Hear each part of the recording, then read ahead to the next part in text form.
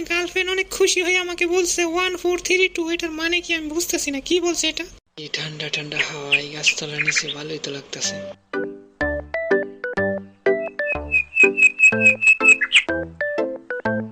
আসসালামু আলাইকুম দোস্ত, কি অবস্থা, কেমন আছো? তোমার কাছে আইছিলাম। ওয়ালাইকুম আসসালাম, আলহামদুলিল্লাহ ভালো আছি, তুমি কেমন আছো? দোস্ত, তোমার কাছে যে দরকার আইছিলাম, কতদিন আগে তো তোমার থেকে কতগুলো চিঠি নিয়ে আমার গার্লফ্রেন্ডকে দিয়েছিলাম। আমার গার্লফ্রেন্ড তো অনেক খুশি হয়েছে। যাক ভালোই হয়েছে, আমার লেখা চিঠি দেখে তোমার গার্লফ্রেন্ড খুশি হয়েছে, আমার অনেক ভালো লাগতেছে।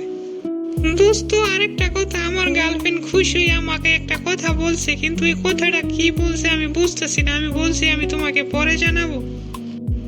কি কথা বলছে আমাকে বলো। দোস্ত, আমার গার্লফ্রেন্ড অনেক খুশি হয়ে আমাকে বলছে 1432। এটার মানে কি আমি বুঝতেছি না, কি বলছে এটা? আরে বোকা, প্রেম করো এটাও জানো না? 1432 মানে আই লাভ ইউ টু। আরে দোস্ত, আমার গার্লফ্রেন্ড তাহলে আমাকে পছন্দ করছে। আচ্ছা, তাহলে 1432 এটা কিভাবে আই লাভ ইউ টু হয়? আচ্ছা শোন তাহলে কিভাবে এটা আই লাভ ইউ হয়। ওয়ান অর্থ I, L O V E, এখানে কয় অক্ষর? 4 অক্ষর হয়, তাহলে 4।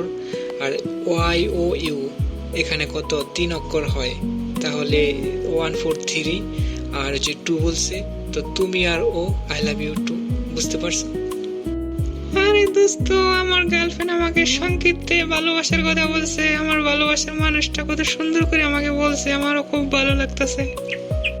দোস্ত, তাহলে আবার আরেকটা চিঠি লিখে দাও আমাকে। আবার চিঠি লিখে দিলে তো আবার 50 টাকা করে লাগবে, দিতে হবে কিন্তু। আরে দোস্ত, 50 টাকা 100 টাকা কোনো সমস্যা নেই।